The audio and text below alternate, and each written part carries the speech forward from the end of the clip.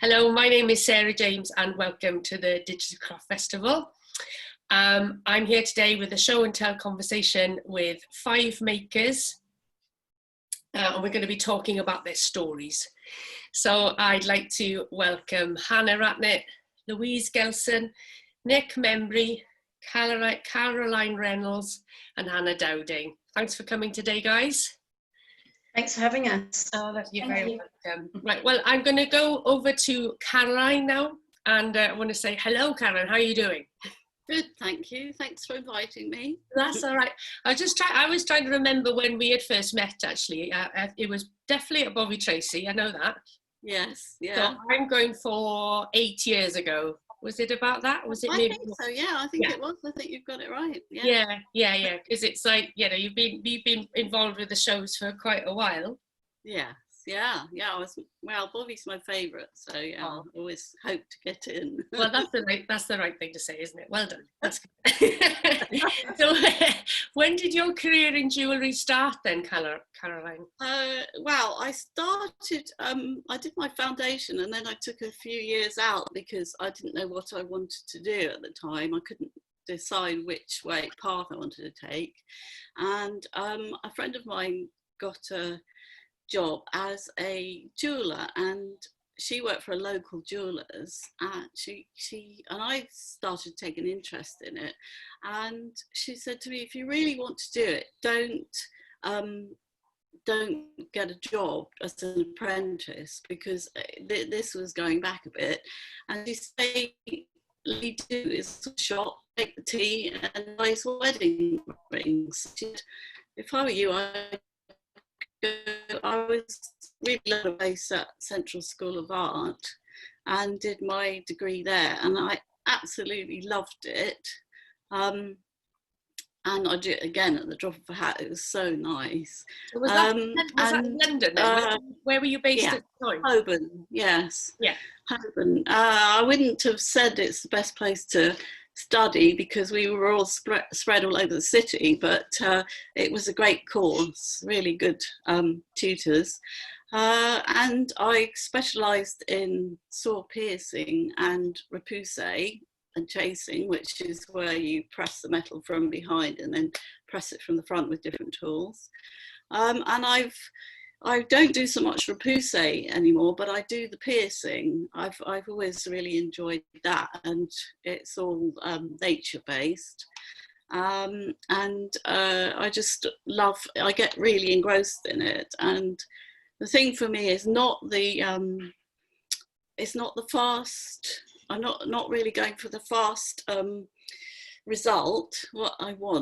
What I like is the technique. So sometimes the more complicated the technique and the harder it is to do, the more I enjoy it. I like the challenge. I wrote that down actually, is because you use piercing, you know, which is as a technique is, you know, it's highly labour intensive, isn't it? And a very laborious technique, you know, because there are other ways of doing it, aren't there? Obviously, but you were taught that, and that's through your formal training then. Yes, and I can be a bit of a Luddite when it comes to modern technology, because it's just, that's what's so engrossing. You know, I sit in my workshop and put on a good story or, you know, music, and I'm away and I'm just lost in it. And finding shortcuts doesn't interest me at all. Which isn't necessarily good for business, but it's just what I like to do, you know. Well, you're in good company, I think. I think a lot of makers have that sort of approach to working and having that sort of slow approach, in a slow meaning in a good way. So It's definitely. And I also teach 2 mornings a week, so I have. I can take 7. Well, I could take 7 at a time. I don't think I'll be doing that now. So yes, that's really nice too. And I think that all kind of helps to spark ideas, and you know, I learn from showing them things. So yeah, it's really so a lot of your themes are floral, aren't they? Really, so is that you're drawn to sort of natural subjects? Yes. And yes, it's very well.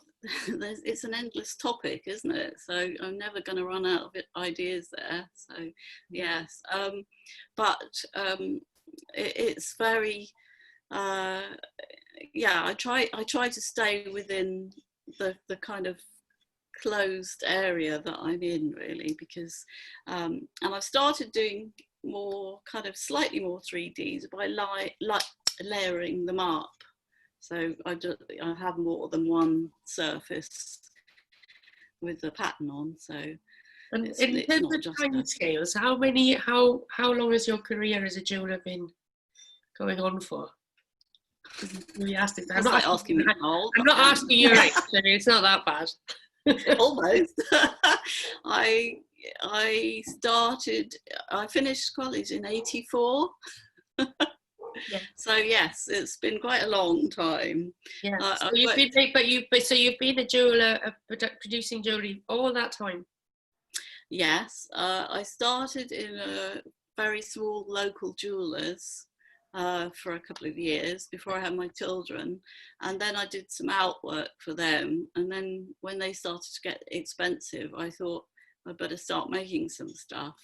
And I just, popped into some galleries and asked them if they were interested, and started selling like that. But I think I kind of really like doing commissions, and these days I'm doing a lot of melting people's old heirlooms down and recreating things with them, which is so satisfying, because I'm trying to work as ethically as I can. So I'm using recycled metals. Even when I buy recycled metal, and try to recycle stones. So doing heirloom jewellery is the best of both worlds, because I'm no one's having to go down a mine to get it. It's already in existence, and I can just recreate something for people. So I'm doing that quite a lot now, which is really nice. That is lovely. And in terms of selling your work, I know you do you do direct selling in shows. So is it mostly shows and then stockists that you've got, or through your website? Do you sell through a website? Not at the moment. I will be, but I do. It's a lot of word of mouth, get commissions that way, and I do have some stockist galleries, but it's all kind of shut down a bit at the moment, hasn't it? But hopefully that's going to change. So but yes, I'm working on my website, as right. Lockdown has been an excuse to get on with that. So yeah, there's no excuse now, is there, really? It's like me and Joe Wicks, really. I've been doing exercise now. It turns out I was always too busy, you see. It was true. I'm so impressed, because I did it once and I had to have a lie down. I do a lot of that. I think I maybe just take a picture, then I go, oh my God. All pretend. It's all pretty hard. Yeah. I tell myself it's for children. So. Yeah, exactly. So it's for little children with really strong knees, isn't it? Yeah, definitely. And I want to talk to Nick now. Hi, Nick. Hi. How are you doing? I'm just thinking, well, we first met. I mean, we've only met once, I think, but it was at a dinner party, I think, about 10 years ago, I think. I'm not sure. Something like that. I think so. It was at Kate's house, wasn't it? Kate Glanville. In the wilds of Carmarthenshire. That's where I am. Yeah. So you've been a potter for 25 years? I graduated in 91, I think. So I've been a potter ever since then. So it's nearly 30 years now, Yeah. We're similar sort of age. So what drew you to clay then? What got you into what you're doing? Well, I went to foundation course in Cheltenham. So I was going to do my first show with you in Cheltenham. Oh, right. And partly I was drawn to the Cheltenham show because my mum still lives there. So it's, saves B&B costs or whatever. So I did a foundation in Cheltenham, intending to be a fine artist. And then I found clay, basically, and had a crazy notion that I'd be able to make a living as a potter, as opposed to a painter. Yes. But I'm not laughing. It's not funny. I would now advise younger people that it's just as difficult to make a living in any of it, really. Yeah. And of course, now I'm 50 plus, I really don't care about the money. I really, really don't. If you don't enjoy it, don't bother doing it. It's not about commercial success for me. It's just about doing work that I love doing. So really, after 20 plus years of making a repeated range that I entirely sold to shops, I've, over the last 4 or 5 years, consciously stopped doing that. And all of these pots that are behind me, no two are the same anymore. And I fire with wood, so everything's different anyway by the process. I make my own clay now. So basically, as I get older, I do more work for less money. But I'm enjoying it more than ever. So I don't sell anything to shops anymore. You know, so I sold to David Mellor all through the 90s and all of these big stores, making my old repeated range, and then just decided after 25 years I was bored. So do I want to do that for another 25 years? And the answer was a straight no. So I completely reinvented myself, and it's going quite well. But so this year was going to be the room I'm sat in now is my showroom, which I opened at the beginning of the summer holidays last year. I've been here for 17 years and said I'd open a showroom, and it took me 16 years. And of course, as soon as I opened it, it got closed by COVID, and everything else got closed. So it's been an interesting time, really. Yeah. But it's forced me to do things. It's been it was a catalyst, really. So I built revamped my online shop, and basically it's forcing me to do things that I wouldn't have otherwise done, really. Because where you're based, it is, I'm familiar with the area really well. It is very remote, really, in lots of ways. You're not far from bigger towns, but in terms of, so really you're selling directly, well, you would have normally have encouraging people to come to you now direct, or you'd go to do a show or sell on a website, I guess, is it? Yeah, no, I've always sold online as long as I've lived in Wales. But as I say, my bread and butter's always been selling to shops. Yeah. But the high street has changed so dramatically, becoming less and less viable. And I think there's still some good shops out there and good shop owners and gallery owners. But I think unless something considerably changes, they're really going to have to change the way they do things as well. Because what's happened during COVID has made many people either revamp or consider online selling. And essentially, that is a market that is enormous and potential to be tapped. And as we get older, we all become perhaps more resistant to the technical side of things. But you've got to make your own path, and you've got to keep up. You know, and I was looking very much forward to coming to the first of your events because I value meeting people and talking to people.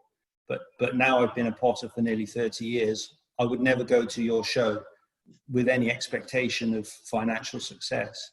It's all about engaging with people and sharing passion about what you do. You know, the best way to do that is by directly talking to people. You know, it's a bit strange doing it in this format, but you're still talking to people about what you do, because you know, an item can convey a sense of things, but the passion of the maker combined with the item is what people are interested in. You know, people want to buy a little bit of the maker increasingly, because the item on its own is just an item, really. Another thing I've learned is that everything is about taste.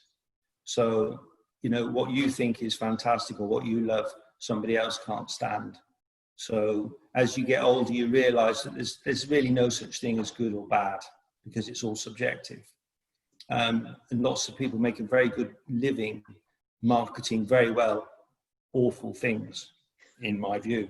And other people make fantastic things and can't sell a bean. So you know, what being sat at home for 3 months with my partner and I have got 5 children between us, although 2 of them are sort of in their 20s. It's hell in one way, to be fair. Yeah. But it just gives you lots of time to think about other things, and sort of we practice a form of parenting which we call benign neglect. So our children haven't been to school for 3 months and haven't done any schooling, but you know, yeah, they're all having fun playing in the dirt, which is what I do, really. Yeah, I think well, I think we're all making it up as we go along, to be fair, Nick. And I think this as a meaningful way of communicating. I think if we'd said this in, say, even January, it would have been laughed out of the room, you know. And I also think that, I do hope that, I think in terms of festivals, like one-to-one communication with people is still important, in the human contact. But this has been a great way of creating a community on Zoom that I would never have thought, and I don't think people would ever have would have shied away from it completely as a way to actually make contact with people. And I don't think that, you know, I think this should also be something that we should consider keeping doing as a way to, you know, I can't understand why anyone would need to do like business meetings now certainly in other countries, you know, flying places to do things. I do find that all absolutely extraordinary. Sure, but, you know, it doesn't make sense anymore, does it really? But at the same time, it's a real shame to see the demise. You know, it has, I would say, put a massive nail in the coffin of the high street. Yeah, I think the high street was changing anyway, you know. I don't look forward to the demise of shops or galleries. I'm just trying to be realistic. You know, if you're doing something which you are solely reliant on, that's, you know, you're putting yourself in a precarious situation. So I think you just need to be prepared to change direction, perhaps. Yeah. And that's all I mean. But, I think a lot of. Yeah, I agree with you. And I think some makers have been, and certainly to take this as a sort of microcosm of the world in terms of the people that are taking part in the craft festival. A lot of people have, it's been a massive change. Like Caroline says, she's looking at her website now. Maybe it's not a way that she would have worked, but it's sort of something that gets to a point with a realization that you've got to get your head around it, basically. You know, otherwise, that, you know, it's going to be difficult. But again, with myself, you know, I had to change certain ways I'm doing to see if we can keep going through these times. So I'm going to go and talk to Hannah Dowding now. Hi, Hannah, how are you? I'm good, really well. Slightly nervous, but I'm fine. You'll be fine. I just say we've met many times at different shows. You've done shows in Bobby Lacey and Cardiff and Cheltenham. Yes, yeah. I think I did Bobby for the first time 6 years ago. I think I had 6 years down. Yes. Gosh, good, because I got it so wrong the last film I did. It was like, I was useless. I got all the shows mixed up. Yeah, so 6 years. That's about right. Yes. So you're a furniture maker, obviously, yes, and you've got the work behind you. So why did you decide to become a furniture maker? I think it started when I was actually quite young. My dad was a carpenter, and I remember he used to show me pieces of furniture. We would look at them and discuss them, and he always sort of said that the sign of a really good piece of furniture was whether or not it had a dovetail joint. And I don't know why, but I think that just stuck with me, and oddly now it's one of the most integral parts of all my designs. So I think my dad is to blame for my love of dovetail joints. Yes, because they are everywhere in your work, aren't they? They are everywhere. So where did you learn then? Were you trained by any particular way, or through your making? I did a foundation course in art and design, like many others. Again, wasn't entirely sure which direction to go in. I equally was quite interested in fine art, but wasn't really sure I'd ever be good enough. But I really enjoyed making things. So I ended up going to Nottingham Trent, looking around their different courses. Originally looking at a 3D design course. It wasn't really for me because it was really computer based. Yeah. And stumbled across a furniture and design making course, and just looking around, it just felt right. So it was furniture and product design. Yeah. And that was a 4-year course where you learn all the processes of design. You didn't necessarily make a huge amount, but you got taught from the beginning of design, brainstorming, changing designs, developing them to the end product, which I really enjoyed, but didn't really come out of university knowing what direction to go in, and just thought I'd probably end up working for a consultancy, designing and sketching. But I realised quite quickly that I didn't know how things actually went together. So I did a furniture making course locally, which surprised me because I really enjoyed it, because I'd never really been much of a maker. It was more about the designing that I enjoyed. Yeah. And my first ever table is in a huge oak coffee table with big chunky dovetail joints, and still sits in my living room at home being used every day. Oh, so really enjoyed it. My friends and family, as they always are, really enthusiastic, probably quite biased, saying how much they liked my work. So I thought I needed just to try it. I needed to get my designs out there to see whether or not other people and to a wider audience liked it. So I started my venture at Greenwich Market up in London. So I went up and down there most Saturdays for about 3 years, taking my designs. I really wanted to do furniture, but realised that I needed a gift range because not everyone was going to a market to buy big, expensive, elaborate pieces of furniture. So I had quite an affordable gift range that still was me, so it was quite quirky and a little bit different. So people could buy on the day, take it away, but hopefully remember me, and then maybe go onto a website or come back and visit me, and that let me showcase the furniture at the same time. And just talking to people.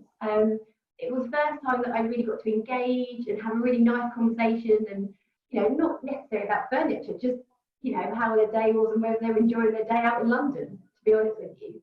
And it was a really good learning curve. Yeah. So you've cut your teeth on the markets then? I was a market stall trader. What can I say? I have my multiple layers, dead of winter, and the fairy lights around my market stall at Christmas, you name it, I was there up at 5, back late every evening, travelling up and down. But it was invaluable. I wouldn't be here now if it wasn't for doing the market. So, and then I wanted to try, the markets are great, but you were looking at foreign tourists who were coming, who weren't necessarily looking for handcrafted furniture or wooden pieces that definitely wouldn't fit in a suitcase to take home. So I wanted to try the more specialised contemporary market or contemporary fairs. So that's why I went down the avenue of trying the likes of Bobby, and that was the first big show I ever did. And I remember coming to the show and being completely blown away and feeling very humble, thinking, what am I doing here? Because I don't feel I'm not worthy, because the work and the imagination that was on display is incredible. But that was 5 years ago or 6 years ago. 6 years ago. And I've evolved, my work has evolved, and I absolutely love what I do. I'm very, very lucky. Yeah. Well, you seem to do really well at the shows, because when we usually have a good chat at the shows, because I always come around and say hello, do the rounds. Yes. Yeah. No, it's. I think there's never a huge amount of wood at the shows, which for me is fantastic. And I think being a female woodworker, again, there's not a huge number of us. And I think what I've tried to do with the furniture that I make, the gift range and even the lighting range now, I've tried to connect a lot of the pieces. So there's like a continuity that runs through. So the products, small stuff is inspired by the big stuff. So you can see that the lighting would match with the furniture, and you can see a link through to the gifts. So I think hopefully my work's quite recognisable, and I try, I guess, to be quite functional. I love beautiful things, but I'm quite a simple girl at heart. So for me, to be simple but beautiful, and it to something people can use every day, it's got to have function. That's really important. Oh, I wouldn't mind touching upon the fact that you are a woman in furniture making. I don't know, how has that been as an experience? Have you felt any resistance? I remember the first time I went to Greenwich Market, and my dad kindly came with me, and my then partner did, and I had to ban them from day one from coming because no one spoke to me. All the questions were dedicated to them, and it was just like, and they were very sweet. They said, no, it's not my work, it's my daughter's or my girlfriend's, and it kind of like, it took me by surprise. But having done this now 8 years, I've kind of got used to it, and I get used to sometimes people assuming it's not my work.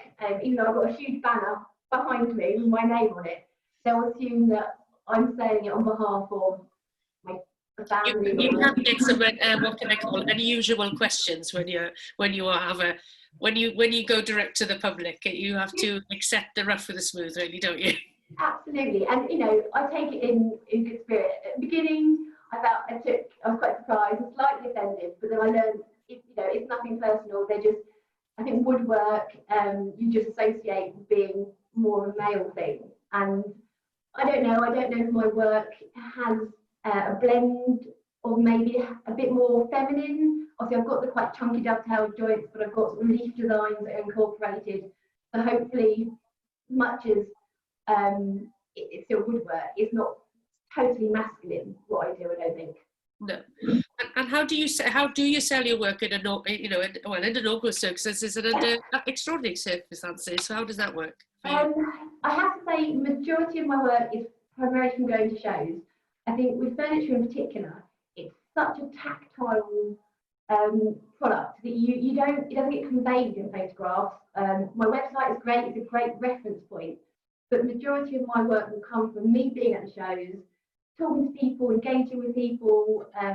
They can touch the furniture, they can feel it, and that kind of just, there's a relationship that forms that you don't really get otherwise. I get some sales from the website on the smaller products, but generally my furniture will be coming from doing the shows. And I don't really do retail or wholesale. I've never really had the margins, if I'm honest. And I did do it once locally, and I had one of my tables with my leaf designs incorporated onto the top. And when I went to go and have a look in the shop, they were using it at my table as a display, and a bag was placed right over the top of my leaf design. So I kind of just thought, that doesn't work for me. Well, it's the lessons learned, isn't it? Really, the hard way sometimes, isn't it? Absolutely. I learned, so that's fine.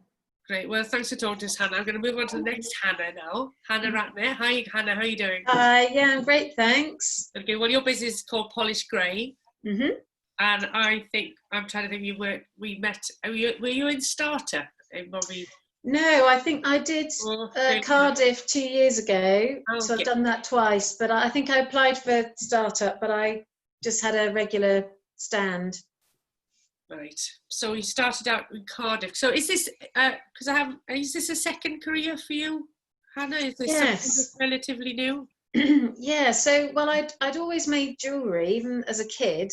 I think I came from quite a creative family. My mum worked in a pottery and ran her own craft business for some time. My dad was a school teacher, but he was always really loved anything arty. You know, he was always doing lino cuts and, you know, firing stuff in the school kiln when we were kids. So I think I was just brought up like that. So I always made stuff, and I was a bit of a magpie, so I always collected. I've still got like thousands of beads that I had when I was a kid, and used to make like little earrings and sell them for 20p to my friends.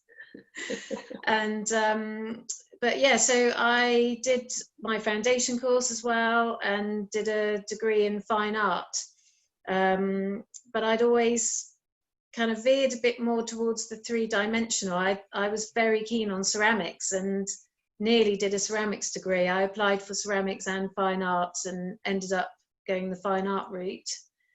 But yeah, even when I was painting, I always felt like I made paintings. I kind of constructed them. So there was always some sort of three-dimensional element. And I love shapes. It was funny, I was looking through some old sketchbooks the other day, and there's all these shapes. It's all circles and rectangles, and you know, it's all which is what I love now in my jewellery. But so when I finished my degree, I ended up working in an art shop just because there weren't really any jobs. I wasn't really qualified to do much. Did some part-time work in galleries, and then a painter friend, his wife worked in a graphic design agency, and they were looking for a junior, and she wondered if I was interested. So I took that job and embarked on a career in graphic design with no training for like 25 years. So that's going back to the 90s then, is it? Yeah, so well, I graduated in 94, and then yeah, so then I worked in graphic design for like 25 years. but I'd always still kept making jewellery, and about 20 years ago I did an evening class in silversmithing just with my mum for fun, really, and I loved it so much, so I just kept repeating the course over and over, did it for a few years, and then I used to did a few craft fairs on weekends and things, and just made for friends. And then it wasn't until I had a family quite late, so I've got 2 young children now, so I just thought, well, whilst I was sort of being a mum at home, I started developing my jewellery a bit more, and when they were both finally at school, yes, I could actually go ahead and give it a whirl. So yeah, I've kind of launched my, as Polished Grey in 2017. So it's relatively new as a career for me, but a long time in the making. What about Polished Grey? Where's that come from, the name? Well, I was looking at names, and I was just going to use my own name, but it's such a weird name, Ratnett. My granddad always said we came from a long line of rat catchers, which I've been telling people for years, and I thought it was great. But apparently, Ratnett. When I see your name, I don't think of a Ratnett. To be honest, it wasn't very attractive. So yeah, I just went with. So I work in silver, and Polished Grey is really just the finished state of a raw metal, and I think the literal translation of Argentium is polished grey stuff. So yeah, I just thought it just sounded quite nice and describes the material and the process. So you've been doing for 3 years then, sort of, yeah. And well, I've known you for a couple of those years, so you've been working at a high standard, so really from day one, really. So that's great to have new makers coming in. We always have new people. We need new people coming into the industry, in whichever way they come now, really, because the courses have changed. If you're in the heyday of the late 80s, early 90s of the art school, that was when I was at art school. It was a great time to be a student then. I think that was the best time ever, but we still need makers to come through. And it's interesting to hear about Hannah saying that she was more design based rather than making. That's a lot of courses have gone down that route, but as you found as you left, it's very hard to make things then, isn't it, when you have to be taught how to actually make the things. But it is a curious business. So selling your work then, Hannah, do you sell through the internet? Yeah, so I've got a website. So I set that up, quite early on when I launched. But I found, well, like Nick was saying, it's when you go to shows and you actually talk to people about your work, and I think people buy into you as a person. I was always amazed how many people say, when I do markets and fairs, they're kind of quite surprised that you've made it all yourself. And yeah, so it's just nice just to meet people, and yeah, and when you get the feedback from people and they like your work, it's just that's such a boost. It means more than anything. So yeah, the web stuff is still, I'm kind of developing it. I try and do a bit of marketing through Instagram, but yeah, it's when I do regular markets and fairs that I just love it the best, which is, yeah, Bovey's was always my favourite show. And it'll be interesting to see how this goes, isn't it, really, at the end of the day, because we're still at the early stages, and I know that lockdown is being eased again. I am quite uneasy about and Nick won't have this. He's in West Wales. It's still quite tight down there, isn't it? Supposed to be only going 5 miles. Yeah. Well, they're easing it. Well, we can go to within a metre of each other, I think, from about the 3rd of July. So I think some people are glad of it, but I'm going to stay put again, as usual. But thanks a lot, Hannah. I'm going to chat with Louise Gelson. Hi, Louise. Hi. Hi, you're known as LG Leather. Yeah. You're up the road. I could probably reach out and touch you. You're in Morton Hampstead. You're not that far away. A few miles up the road. But you, now then, I'm going to try and get this right. You're a startup. Is that where I met you first, in startup? Yes, I did. My first startup was in Cardiff, which was probably the wrong way around for me, because it would have been a lot easier to do startup initially in Bovey, which I did last year, and I loved it. I mean, Bovey's really convenient for me because it's so close to home, but it was just such a nice atmosphere there. I met some really lovely people, and you just can't beat being at a show of that size where there's so much fantastic work and so many lovely people to talk to, and the sort of potential for people to come back to you again when they've met you in person is greater from actually being at a fair of that size. Yeah, that was at Bovey then, was it? Yeah, because your Bovey, Tracy and Morton Hampstead are about 10 miles apart, are they? I think, is it about 10? Yeah, it's not far at all. Because it's interesting, because you think, well, it's very close, why would you need to? But actually, it brings in a whole, I know a lot of makers from Morton that do Bovey, and they do it over and over. They do really well, even though they sell a lot locally as well, because it creates that whole market. I think sometimes people expect to see you, or they look out for you if you're a local person as well. They like to be able to actually go and meet you, particularly as for me, I don't have a shop for people to come to. So to get out to shows and actually be able to take my work, and then for people to find out that I'm local to them as well.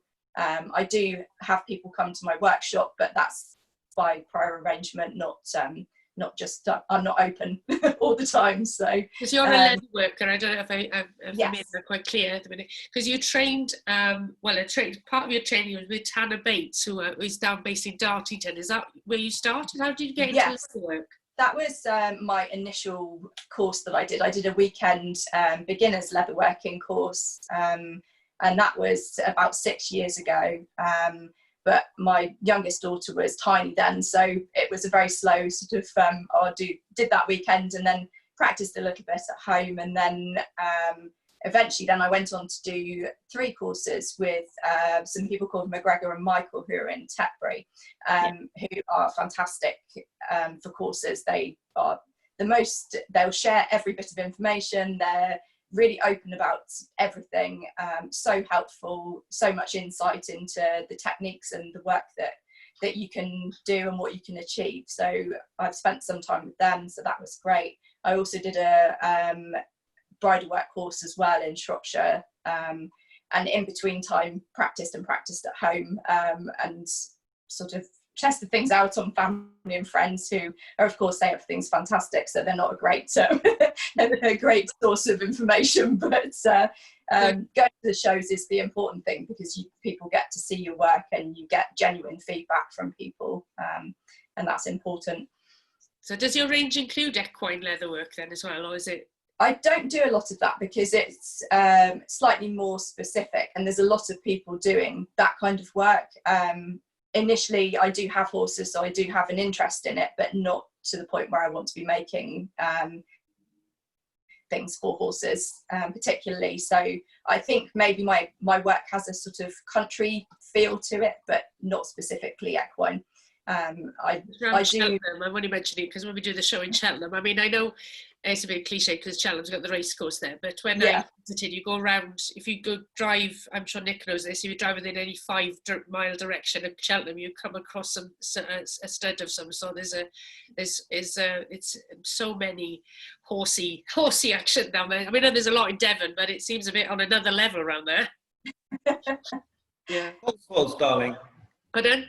It's the Cotswolds, darling. Absolutely, yes. It's a lot shinier up there. I must got to be honest. It's lovely. It's very, very nice.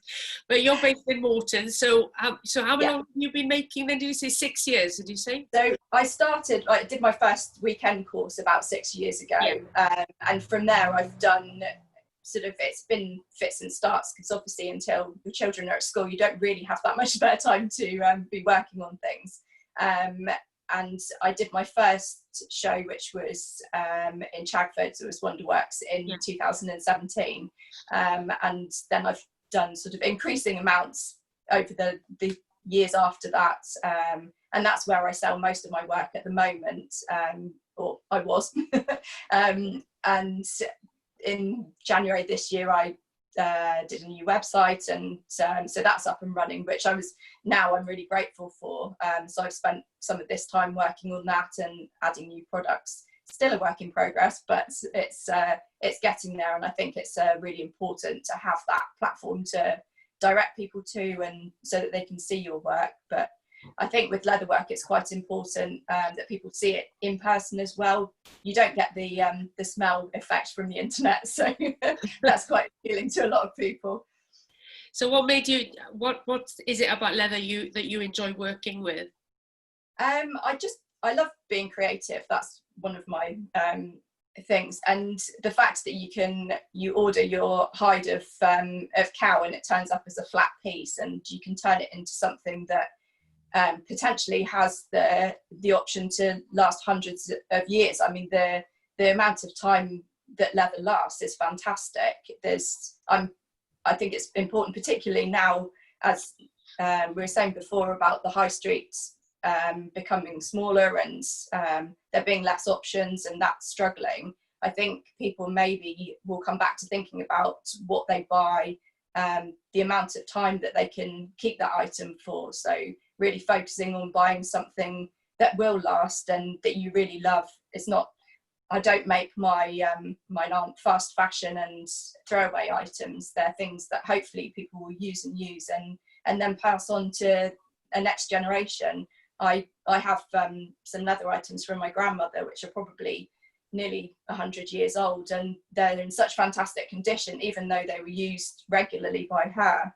And I think it's fantastic to be able to have something that lasts that amount of time. I think that's kind of the sort of MO of the craft festival, really. We've produced a poster recently with the Letterpress Collective, and it says basically, buy less, choose well, make it last.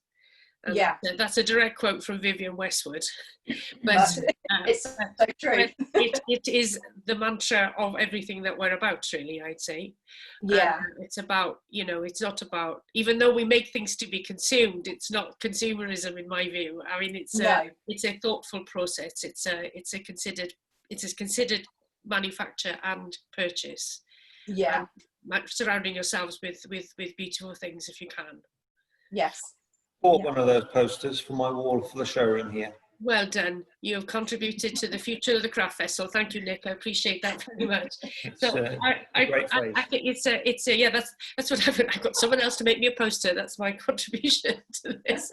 But I just want to go back to Caroline and say, so what has life been like for you down in lockdown then, Caroline? How have you found it? To begin with, I found it very upsetting because we had none of my children home because my husband's asthmatic. I wonder if he had it in New Year because he had a terrible cough and couldn't speak. And so my children didn't want to come home. They're all up, but my son's Brian, he's the youngest. So they've all stayed away. And so we've just been the two of us. My husband's a graphic designer, so he's it slowed down to begin with, but then he's been working quite a bit. And I spent about a month or so just gardening. I couldn't face working, and with so many people so ill, it just made me feel that jewellery didn't really have much of a place at the time. It had quite a strong effect on me. And then I've had this idea before, when that was an effect of Brexit, that I felt really constrained, like I didn't have a voice, that we couldn't make ourselves heard. So I started to draw kind of like cages, bird cages, and so I've got this plan for some jewellery which is big. I've started to make, which are started with cages, and then once then when COVID-19 happened, it became like a nest. It's like the enclosed space that a family is, and it's all to do with kind of the love and the things that are important in people's lives. So I'm making these things which are more like an enclosure, like a locket with things inside. I started to make, I don't know if I can find it now, I started to make some pieces which I've only just begun, and it's all, it is about the things that are important. And so for me, it's had a really strong effect because there's been a real message behind what I do. So yeah, it's been interesting, but I am loving seeing my children now. Have they come home now, have they? Well, they're visiting. In fact, I've got my granddaughter visiting now, so she's, yeah, so that's lovely. But yeah, it's been a lot to take in, isn't it? A lot. It's been such a long time. Yeah. Yeah, I've never not seen any of my children for that long before, and it's been hard. Yeah, yeah. I think hopefully things are slowly improving. Nick, what about yourself? How have you been busier? I gather. Been busy, but like Caroline, I decided to stop making because, as I said earlier, I don't make for shops or to commission really. I make speculatively now. I make the pots that I want to make.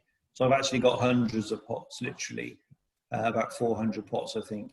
So I don't need to make any pots at the moment. So I'm lucky enough that I do sell fairly regularly online. So I decided to stop making pots, did lots of jobs about the place. My daughter sadly had to come, and she was just about to graduate doing her textiles degree. So she's had to finish that at home. So I've helped her make her final show. So it's very strange for the youngsters because, you know, she didn't get to do the graduation or have the student parties and any of that. And then my son is also at home not doing his A-levels. So he, unlike her, is really quite pleased. So he got to not do his A-levels. And then we've got the 3 younger kids who, as I say, are just playing in the dirt, really. But now I'm thinking about making again. But as I say, I fire with wood now. So I've been processing wood. I make my own clay. So I do lots and lots of physical work outside. We're very lucky. We've got lots of space. My partner grows salad and herbs for a living. So we've got a few acres. So I really feel for the people that have had to go through all of this living in a tower block or something like that. So, you know, there's swings and roundabouts, isn't it? Rural Carmarthenshire is quiet in many ways, but at this time it's fantastic because we've all got space and air. And then, of course, there was it didn't really rain for about 10 weeks. So all of that made living or working outside very, very pleasant. But I agree with Caroline, you know, there's lots of sort of dark issues with the world at large, really. And then when you see what happened, you know, 2 or 3 weeks ago with George Floyd, and when you see people like Donald Trump and Boris Johnson, I don't know how you all are politically, we won't get into that. But as far as I'm concerned, craft and what we're all about is a bit of solace in the world when there's a lot of really, really dreadful stuff going on all the time, you know. Well, so craft is its form of activism, you know, Nick, because it's like it is a rejection of the mass and the global conglomerates and things like that. So I kind of think in a quiet little way. Yeah, of course. We're making it seem something. Without being overtly anything, you know, we are all doing what we do because we don't want to be part of that. Let's just leave it at that, shall we? Yes, I think we can absolutely 100% agree with you on that. Yeah. So Hannah, what about you? Hannah Dowding, how about you? How have you got on?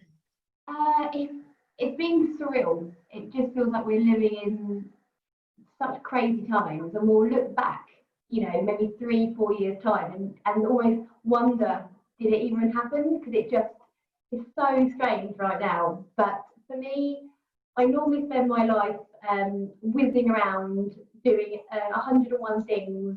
So if I'm not making commissions, I'll be doing stock for shows or preparing for a show. And all of a sudden, life kind of stopped for a while. My wood supply closed, so I couldn't sort of carry on the way that I would normally do. And it meant I actually slowed down for the first time in years. And I actually slowed down without feeling guilty. Because normally in the past, if I wanted a bit of time off or felt like, you know, I'm sort of burning out, there was always so many things that still needed to be done. But this time was actually, no, I can. I'm allowed to stop and refocus, decide what to do. And I had some ideas of some new products that have been swimming around in my head for the last couple of years that I've never really found time to actually sit down, develop and make. And that's what I managed to do the last couple of months. So I've now got a new table design and a new sort of product in my gift range that when the shows do start, I can actually bring them out ready to go. And that's sort of positive that's come the last couple of months for me. And now, yeah, just I can't wait to get some feedback on them, really.